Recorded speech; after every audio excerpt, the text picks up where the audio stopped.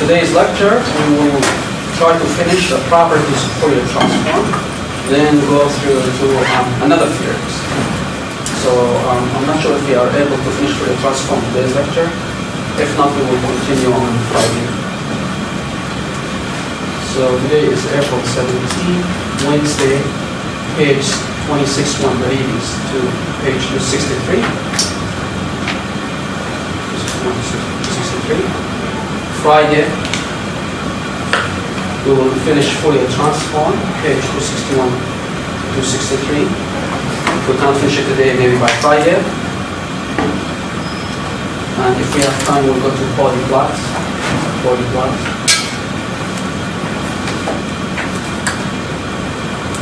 So body plots will not be included in the third exam. It will be in the final. And it's the due date for homework number 14, homework number 15. Homework number 15, remember there is no submission. And actually homework number 15, it is regarding to the body plots. So don't worry about it now. You can study it after we finish the body plots. Okay, so just make sure to study for homework number 14. While 15, there's no submission, but it will be in the final.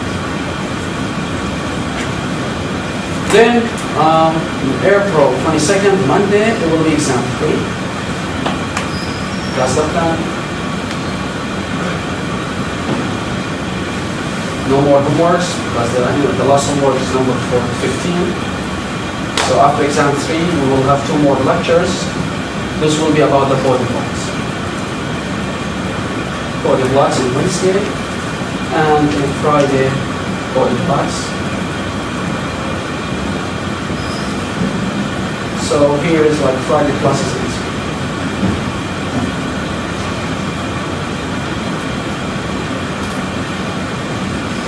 Important tables about Fourier transform.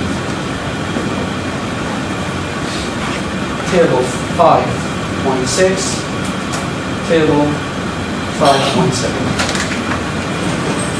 I encourage you to go to work, to go to files, Canvas files. You will see a folder called exam 3. Then you should see later this afternoon sample of exam 3 and the answers. So I encourage you to have a look at it. But you will see in the last question of that sample exam is regard to the body plots. So don't worry about the body plots. When you see that question, just discard it. Then the other thing that you will see, which is the worksheets or the formula sheets, actually. The formula sheet, which includes table 5.6, 5.7, and some formulas about Fourier series. So this is the table or this formula sheet that will be provided to you in the exam. Okay? So it will be 2-page sheets. I think I can show it to you in Canvas. Canvas, profiles, exam 3, information, there's a formula sheets. So that's 2-page formula sheet will be provided to you in the exam. Okay? Which is including transfer or Fourier transform and its properties, and something related to Fourier series, okay? So that's the only thing that will be provided to you in this, these 2 pages. And you know you are allowed to have a note card 3x5, so keep in mind, don't write anything in the note card from this note sheet, because you don't need it. It's just you can write whatever you want in that card. So write whatever you need, other than that, because, of course, this is already will be provided to you. Okay? Now, last lecture, we started the modulation property. We said whenever we have x of t times cosine or times sine, basically, we can convert the sine or cosine using Euler formula, e power j plus e power negative j divided by 2. This is for the sine. For the cosine, while for the sine, e power j minus e power negative j divided by 2j. So basically, this will produce a frequency shifts for either sine or cosine for that signal. So this is something we call it like property. So when we have x of t that have some information, when we say x times cosine or x times sine, this will duplicate x of t one property. I can write it here.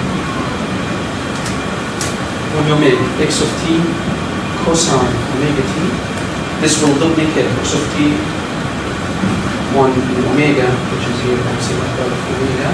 So it will be x of omega y, so x of omega at this axis, omega minus omega naught, and here x of omega plus omega naught divided by 2 pi. So the signal will be split into two halves, one half at omega naught, the other half at negative omega naught. Okay? So that's what will happen to the message. And actually, we are applying this in real life for communications, wireless communications. As an example, AM, FM radio signal. So the working principle in AM or FM radio signal, in the radio you used to tune your radio until a certain frequency, right? For example, 100 kilohertz, 120 kilohertz, something like that. So you are adjusting your the tune of the radio until that frequency. So what's happening? Let's assume that I'm making a podcast, or like there's a music or radio show. So the mic will convert the voice into electrical signal. That electrical signal needs to be transmitted. So we don't want all to be in the same frequency, the same channel. So let's assume like I'm going to use channel 1, maybe the other radio channel, or the other radio show, channel 2, etc. So each channel will have its ID as a frequency ID. This is called carrier frequency. So when I basically I don't want to transmit my voice or like the show at for example 1 kilohertz frequency, so everyone will be at 1 kilohertz. Or we don't want this interaction with other devices, like there is a certain range of frequency for AM, certain range of frequencies for FM, for satellites. There is like based on the regulations. There is also a certain range for the mobile phone, satellites, for the military, etc. There is a frequency range for everyone. Then, when we use, we need to transmit this signal in communication, we call it a message signal. So that message signal will need to be transmitted to a certain, or to, for example, to everybody, or for example to their radio, like transmitted from the transmitter to the radio. So when we send a signal, basically here we have a radio show, and there is, as an example, a tower. We will send information. We will call it Y of T. Okay? Actually, the message signal is X of T. But we will include it with Y of T, so we will call it include it with a carrier. We will let something carry it, or to change it with a certain frequency, then it will move to another channel, so it can be moved. So as a result, we can say here is, as an example, the message signal, let's assume like this way, whatever, this is X of omega. We will not transmit it as is, because every channel has its own frequency. So we will include it with a frequency. So as an example, we will say we will transmit this Y of T equal to X of T, which is the message signal, cosine 2 pi FCT, such that FC is called the carrier frequency. So this is FC, the carrier frequency. This is what you are adjust at your radio, FC. So as a result, why we need to do this? What's the point of multiplying this by cosine? When we do a Laplace or Fourier transform, Y of T, or we do the Fourier transform, before doing Fourier transform, we say Y of T equal X of T e power j omega ct minus or plus e power negative j omega ct divided by 2. Omega equal to pi f. So what will happen when we find Fourier transform? It will be x of omega minus omega naught 1/2 plus 1/2 x of omega plus omega naught. So what will happen to the message? It will be like this. here is omega naught, here is negative omega naught. So the message will be copied here and here. So here is y of omega. And look at the original signal. I'm going to redraw the original signal. It was centered at the origin. Here is x. So the idea, when we multiply by the cosine, we will move the signal into omega, negative omega. Okay, what's the point of making this? Now, we let this frequency or this message signal to be carried at that frequency. So when you go using your radio, you will tune it at that frequency. So we don't want to make overlap. We don't want to like make a medium, like a radio show and other channel making music, they all will be overlapping each other, which will make a lot of trouble. So we want to make everyone working on its frequency. That's why there's an ID for each channel, like this is a certain frequency. So after this signal will be transmitted in this way, what will happen to the radio side? Radio side, which is, for example, like when you're driving, this is a power and here's a car. Then you have a radio receiver. So the signal, again, that you will receive, the radio will receive many signals because we are full of different types of signals, different frequencies. Wherever, if you can bring any detector, you will see the satellite signals, GPS, AM, FM, 5G, 4G, all of these are around us. So we have a lot of signals, electrical signals. Then here is like omega naught or omega c, whatever we call it, the carrier frequency, which is 2 pi fc, and here is negative 2 pi omega c. So my target is I want the radio to capture this one as an example. So how can I do it? By applying filter. Okay. What will happen to the radio side to capture this? This is why. How can I let the radio capture this signal and I want to return it back to the original? That's my situation. I don't want to carry it at that frequency. I want to let it back to the original. Then I can amplify it and put it to the speaker so I can hear the music or hear the chip. So what should I do? What would happen? In the radio, z of t, it will be y of t, this is y of t, this is the received signal, times cosine of omega c t, or in other words, y of t cosine of 2 pi fc t. So, which determine omega c? Is u. I want to hear channel 1. Let me make 100 kilohertz. Channel 2, 120, so on. So you will select omega c because you want, depending on what you want, what you desire. If you desire to use this frequency or this frequency or this one. So what will happen? We already have the original y of t is based on between omega naughts, negative omega naughts. That's what we do. Then, when we add the cosine, this will add another shift.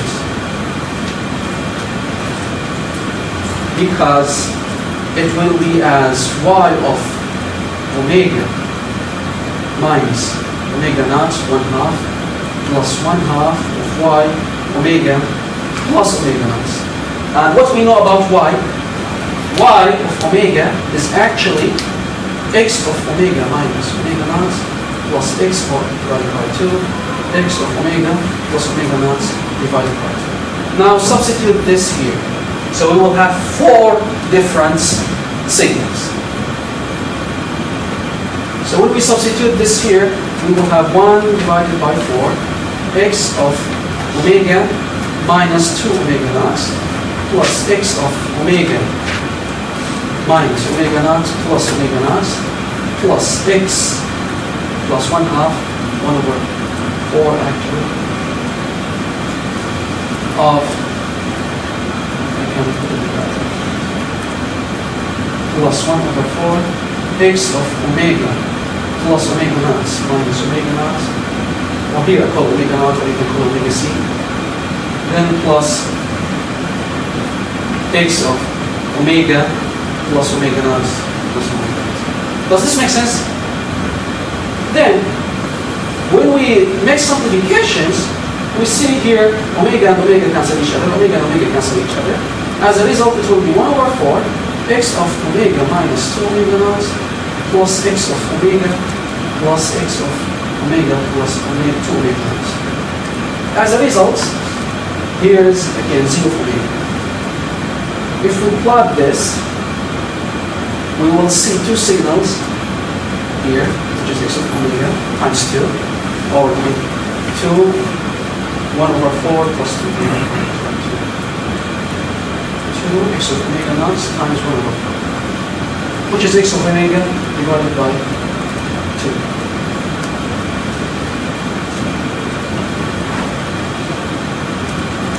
Then the other signal that will be, which is at 2 omega naught. Here it's centered at 0. Here it's centered at negative 2 omega naught. Okay? Which is here 1 over 4 x of omega minus 2 omega naught. Here 1 over 4 x of omega plus 2 omega naught. So we will have 4 different signals, but 2 of them are the same, so it will be double. 2x of omega times 1 over 4. So what I need to do, the receiver after my receiver, the receiver that I have will do this job. I need to get this original signal. So we will do a filter. Okay? That filter, basically I can make it with a certain frequency. We know, like, we will discuss this later, like low pass filter, high pass filter, high pass filter, something like that. You can design a filter so it can give you this signal.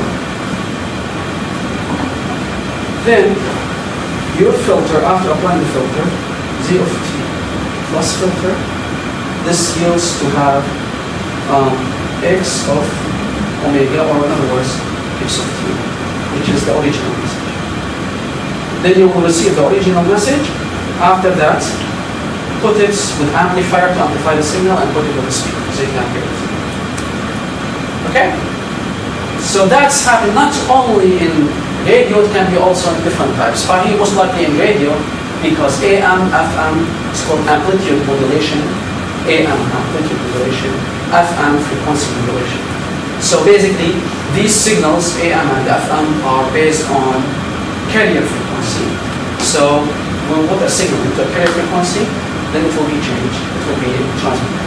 Because most likely, the message signal will be a specific range, because the audio that we have within a specific limit range. We cannot say like my audio will reach up to 100 kilohertz. It's just between a few. I'm not sure exactly the range, but it should be less than 3 or 4 kilohertz. So anyway, when we make the voice range, or whatever we call it, the message signal, we will put it into a carrier frequency. And the main reason for that, we don't want it to transmit all of the radio channels at the same frequency.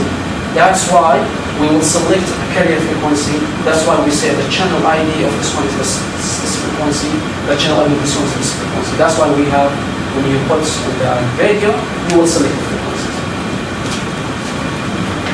Okay, does this make sense? So it's just like an overview. Then you will study this more in communications afterwards. But here, basically just like an introduction, and to let you know about some applications and how to use the frequency modulation, or in other words, how to use Fourier analysis in some real-life applications. Okay, now there is another property that we've done in the first exam. Second exam, now we will do it here, which is convolution.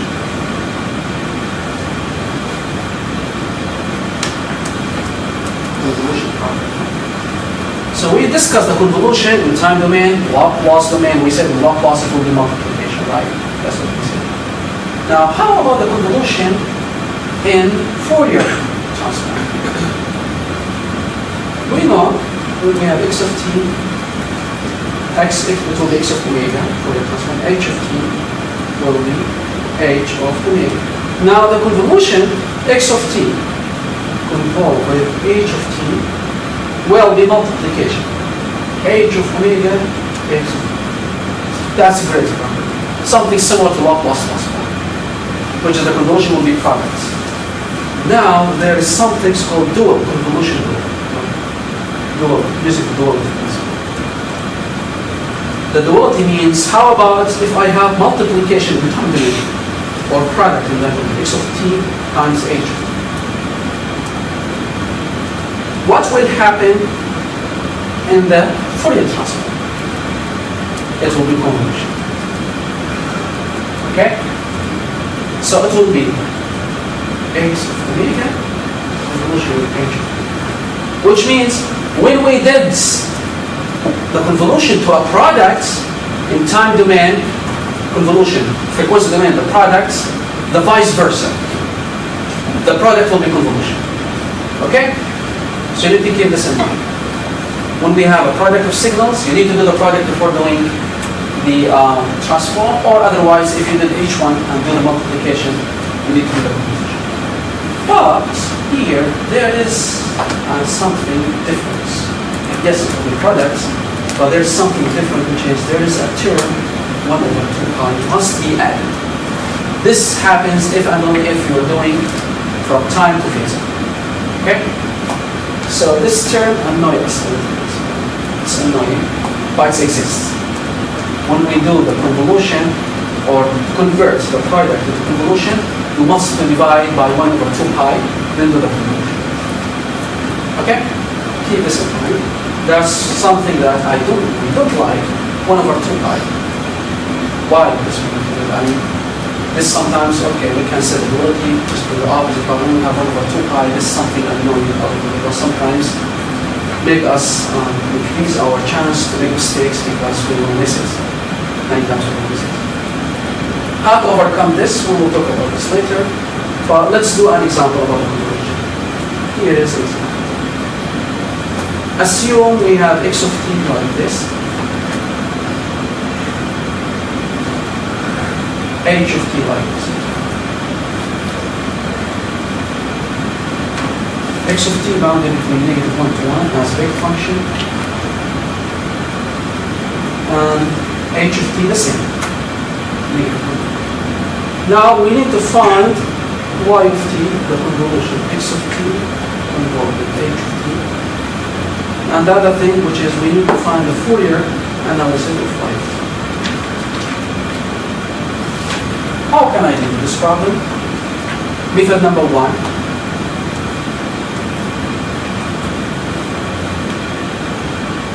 Use the graphical convolution.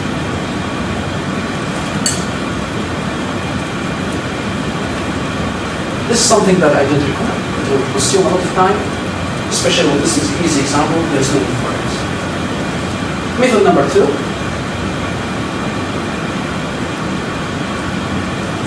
We will use the same techniques as we learned in the first example. Basically, we can say model x of t, or in other words, I would say like convolution in time domain. X of t and h of t. X of t, it is y of t minus 1 minus y of t plus 1 minus y of t minus 1. Here is 1 time when t equal negative 1 of time when t equal. Okay? We know this, the step function.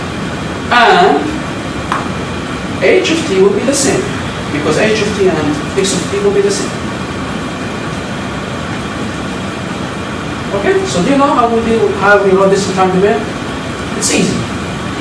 U of t add on minus u of t add on. Okay, clear? You all should be aware of this. Is this correct? Now, let's do the convolution. Y of t equals to x of t convolution with h of t. Here I'm doing the time domain. That's what we learned in the first example. So it will be as u of t plus 1 minus u of t minus 1 convolved with u of t plus 1 minus u of t minus 1. So let's do the multiplication before doing the convolution. It will be u of t plus 1 convolve with u of t plus 1, then minus u of t minus 1 convolve with u of t plus 1, then minus u of t plus 1 convolve with u of t minus 1, then plus u of t minus 1 convolve with u of t.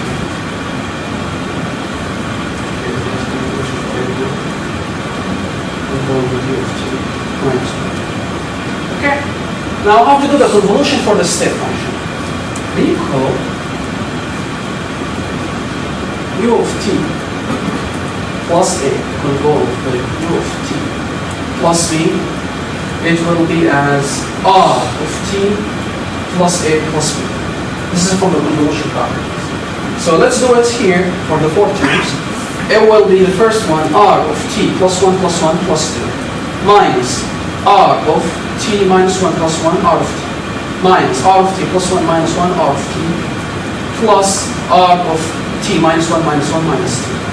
So r of t and r of t can be grouped together, which will make it r of t plus 2 minus 2r of t plus r of t minus 2. This is 1. Okay? This is, we know this actually from the first exam. When we done the first exam, we know this from the convolution properties.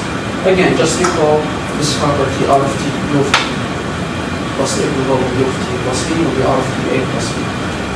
Now, if we need to plot this, let's plot this. Here, the first one, simple at 2, give it 2, 2, so before down to 0, then it will go up until reaching 2, and down until reaching 2 time axis. So this is y of t, this is t. Okay? That's how the function looks like.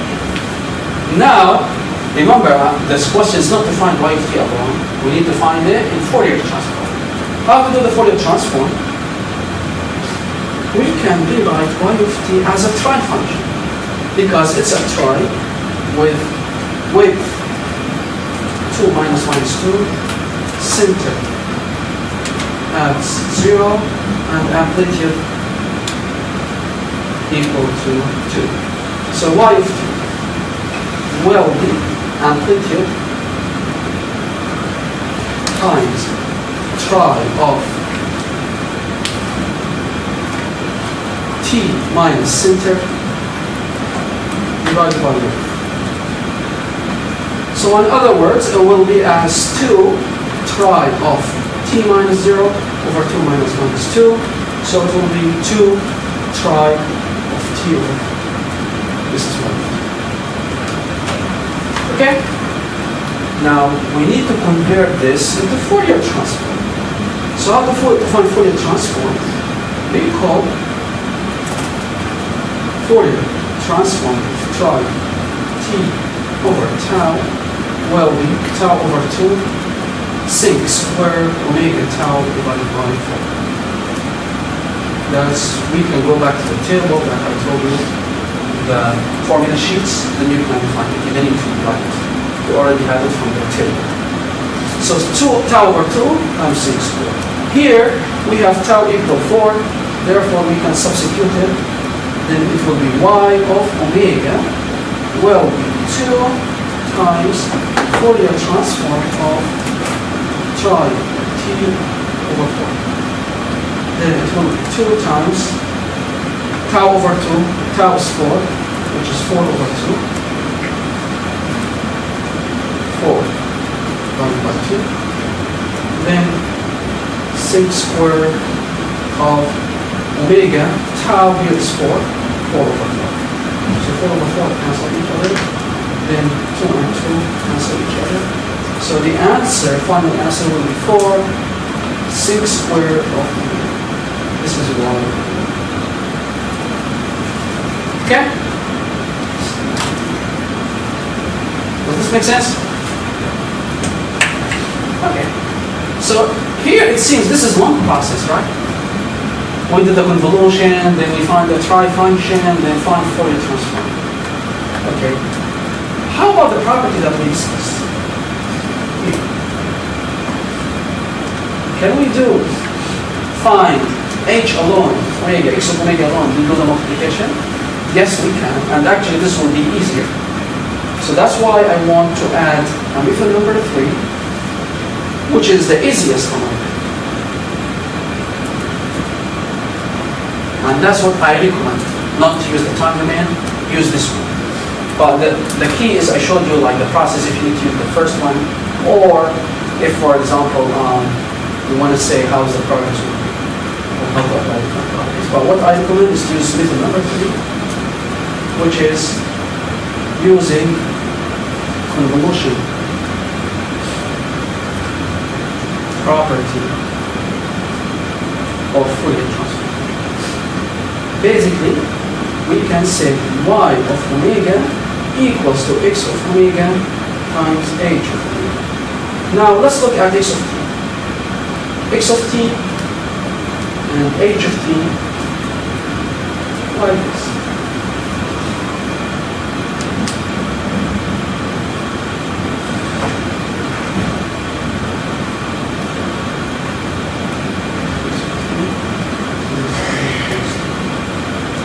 Okay, so how can we model this to Fourier transform? You can either say u of t minus 1 minus u of t plus 1. You can do like this. Or you can say this is direct function, right? So it will be x of t equals to the amplitude times rect of t minus center divided by width. So the amplitude here, x of t, equals, the amplitude is 1, or this is 1, and then it will be rect of t minus 0 over 1 minus 1, which will make it rect of t over 2. X of t equal rect of t over 2. H of t is equal to x of t, which is the same as rect, because they are the copy of each other. We assume in this question x of t and h of t are the same. Okay? So in order to do the multiplication, which is convolution, let's find x of omega, h of omega, then after that we'll do the multiplication. So how to find x of omega? Recall the Fourier transform. You can look at this from the table or the formula sheet. Recall Fourier transform of vect t over 4 on t over tau.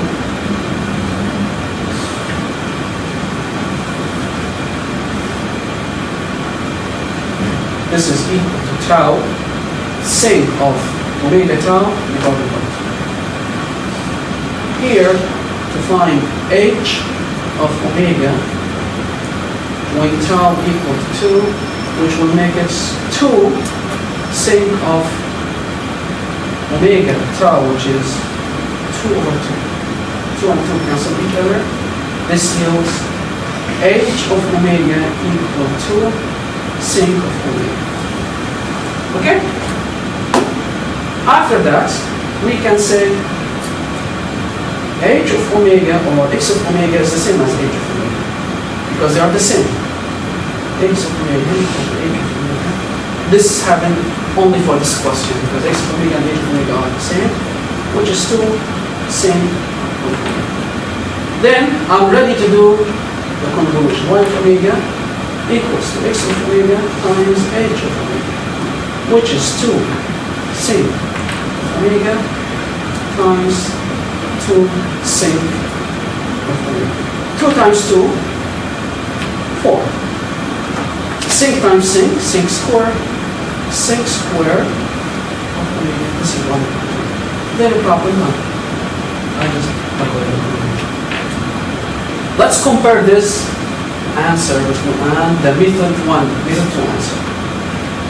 Method 2 answer, 4 sine square of omega. This method answer, 4 sine square of omega. And it's correct. Okay?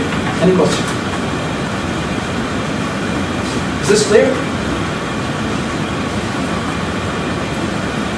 Okay. Now we need to go to another theorem. Almost like we are done with the properties. You can go to table 516, 517, and I encourage you to look at the properties of the Now I need to discuss a theorem. It's called Parvill's theorem of Fourier transform. Parse.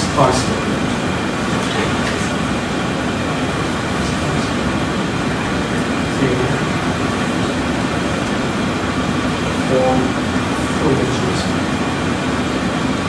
So basically, in time domain,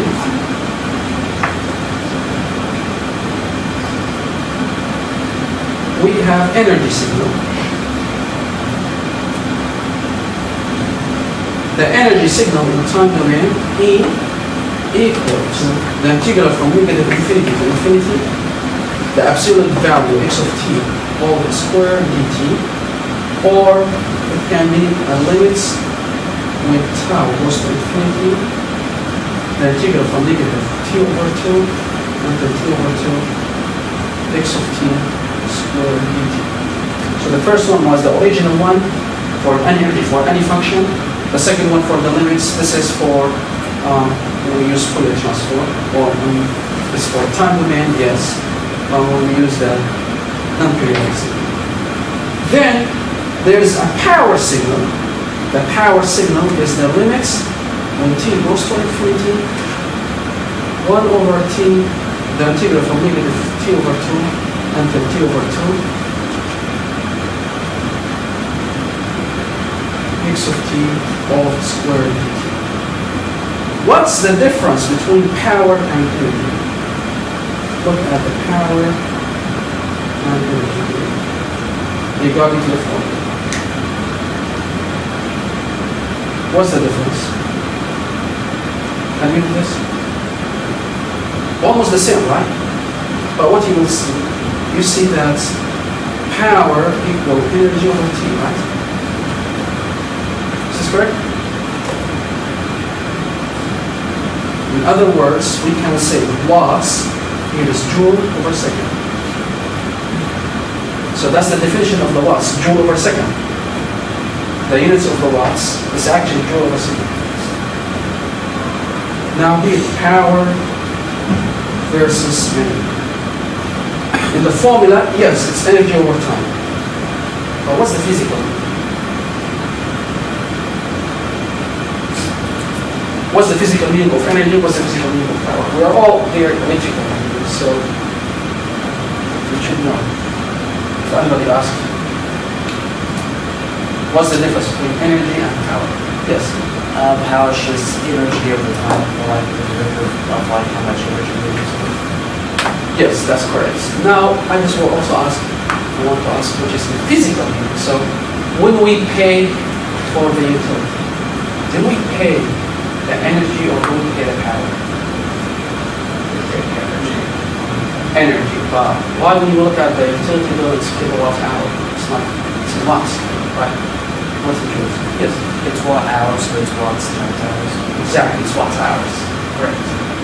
So here, joule or watts equal joule over second. So joule will be watts times second, and you can multiply by 3,600 or divide by 3,600, and you can convert it to watt hour.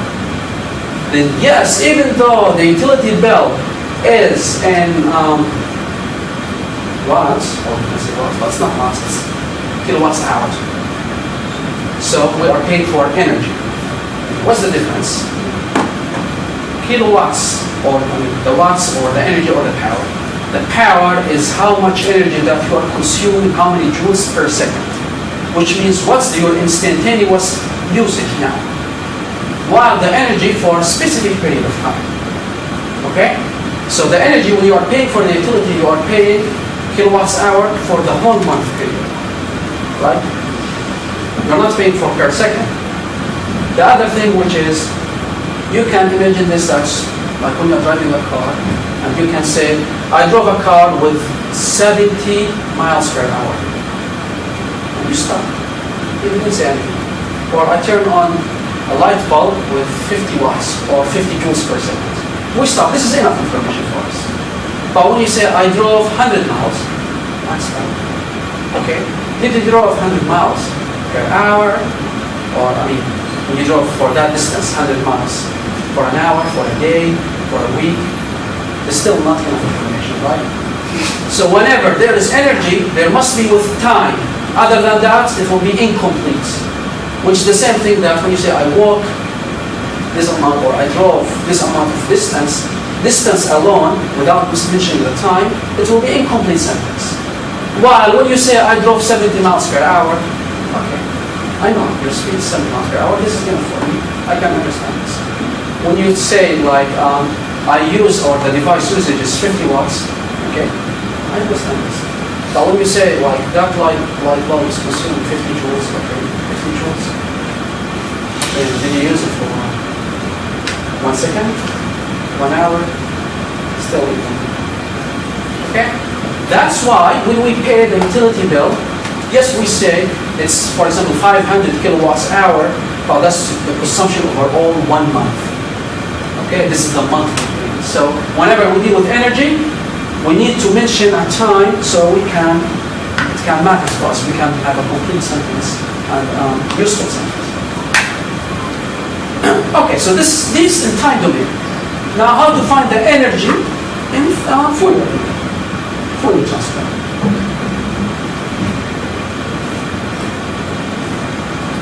Energy in Fourier transform.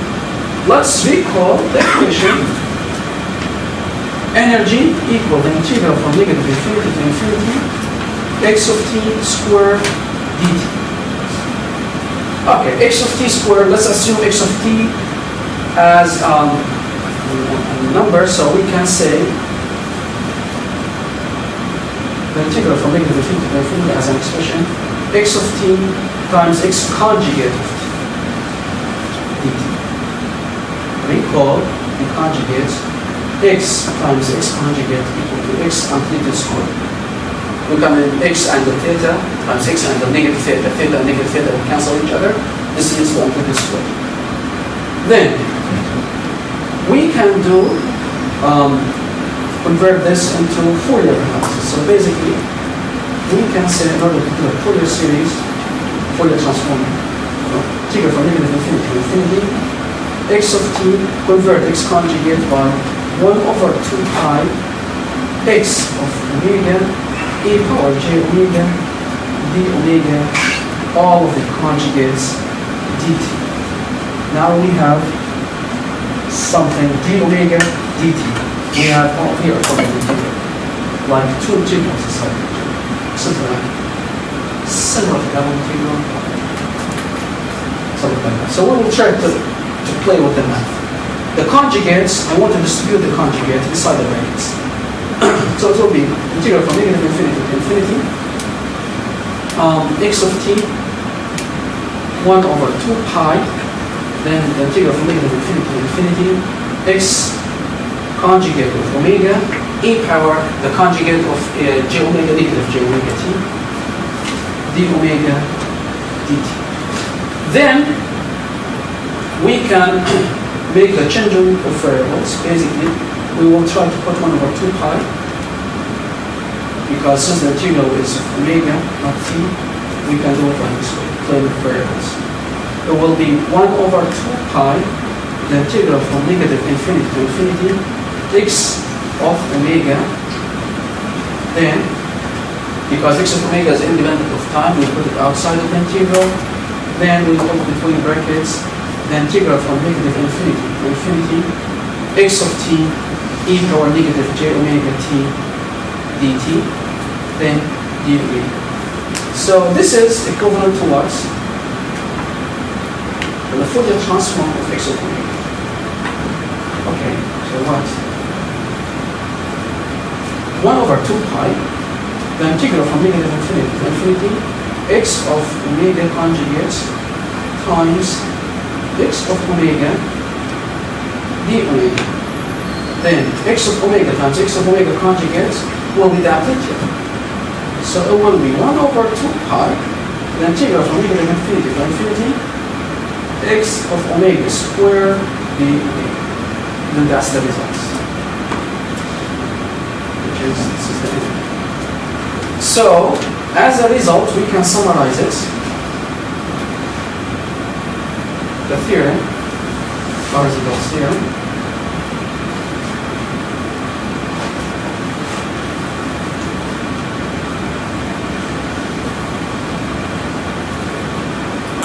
for Fourier transform.